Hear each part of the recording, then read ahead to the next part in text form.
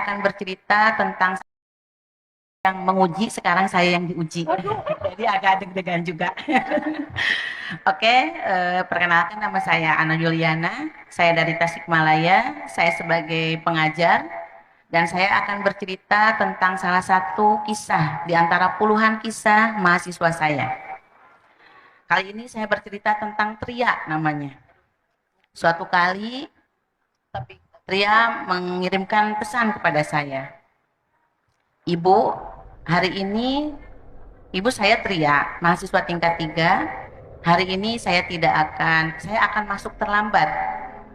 Izin terlambat untuk masuk praktikum ibu karena saya akan cek lab. Tria ini termasuk mahasiswa yang sangat paham dengan aturan kuliah saya bahwa ketika mata kuliah sudah mulai tidak boleh ada yang masuk. Jadi kecuali dia minta izin terlebih dahulu. Jadi Tria ini meminta izin terlebih dahulu lewat pesan. Kemudian saya jawab, oke Tria silahkan, mau cek lab apa? Kemudian Tria membalas, HIV Bu. Saya terkejut mendengar jawaban tersebut. Kemudian saya langsung telepon. Saya lakukan panggilan telepon terhadap Tria. Di dering kedua, Tria langsung mengangkat telepon saya dan kemudian tanpa basa-basi saya langsung tanya, siapa yang cek lab? Siapa yang cek HIV, Tria? Saya, Bu. Saya cek lab sudah minggu kemarin dan hasilnya baru dibuka, baru akan diambil hari ini. Saya tidak tahu hasilnya apa dan saya ingin mendiskusikannya dengan Ibu setelah ini. Suaranya sangat berat, penuh dengan beban, dan rasanya saya tidak layak untuk meneruskan perbincangan lewat telepon, sehingga kemudian saya sudahi pembicaraan lewat telepon. Praktikum dimulai pukul 1. Pikiran saya tidak ada di lab saat itu. Pikiran saya melayang ke sosok Tria, anaknya baik, IPK di atas 3,5, jilbabnya panjang dan lebar dan rapih. Kemudian dia anak yang rajin, tidak pernah terlihat nakal. Misalnya jalan dengan cowok atau gimana, nggak ada.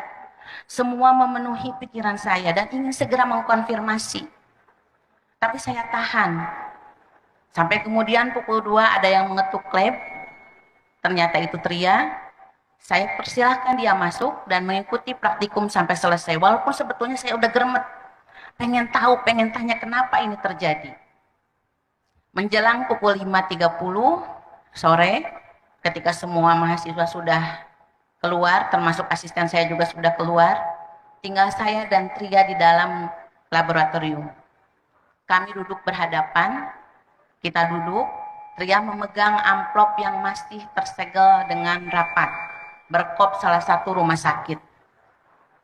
Dia menyerahkan kepada saya amplop tersebut, Ibu, mohon bukakan ini untuk saya dan bacakan hasilnya untuk saya.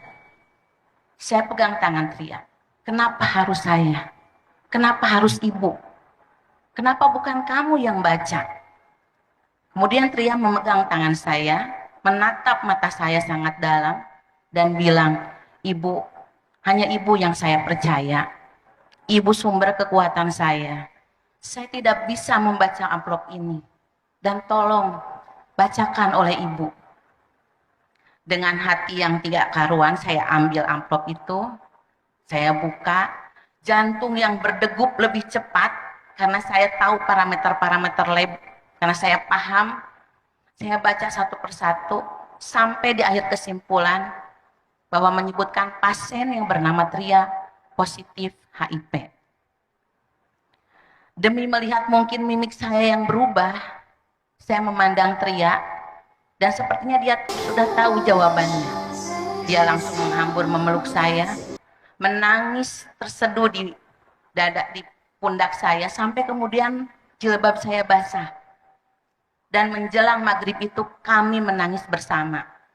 Tanpa kata, tanpa bicara, hanya menangis. Sampai kemudian kami sholat bersama dan setelah sholat itu kita bicara panjang. Sangat panjang, sampai kemudian saya tahu dari mana virus itu bisa masuk ke dalam tubuh Tria. Termasuk kita mencari bagaimana menyelesaikan solusi-solusi setelahnya. bagaimana cara pengobatannya, bagaimana cara menyampaikan informasi kepada orang tua Tria bahwa Tria mengidap penyakit yang mungkin sangat dihindari oleh banyak orang. Termasuk juga bagaimana supaya rahasia itu tetap dikip. Cuma hanya saya, Tria, Tuhan dan orang tuanya yang tahu. Dan itu berjalan, ini kisah 3 tahun yang lalu, dan sekarang Tria sudah lulus, sudah menjadi yang jiwa yang lebih baik, dia menjadi relawan HIV AIDS di PBB, kemudian juga dia sekarang menjadi lebih dekat dengan Tuhannya, dan itulah tujuan yang sebetulnya ingin saya lakukan untuk mahasiswa-mahasiswa saya, bahwa saya ingin menjadi rumah buat mereka. Mendatangi mahasiswa yang pintar itu gampang, mereka dikasih tahu A akan jadi A+, tapi menghadapi mahasiswa yang banyak masalah, yang banyak tragedi, itu butuh tempat, dan saya ingin menjadi rumah buat mereka. Banyak sekali kisah tentang mereka, tentang yang hamil di luar menikah, hamil ketika kuliah, yang mengalami penyakit kelamin. Saya mencoba menjadi rumah buat mereka, menjadi bagian yang mungkin tidak ada semua orang bisa ada. Jadi tugas saya sebagai pengajar tidak hanya mentransfer ilmu atau pengetahuan, tapi bagaimana selalu ada untuk mereka.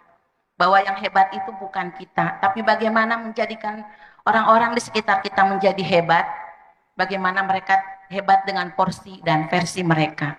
Itu yang ingin saya lakukan untuk dunia. Itu yang bisa saya sampaikan. Mungkin masih banyak waktunya. Oke, terima kasih.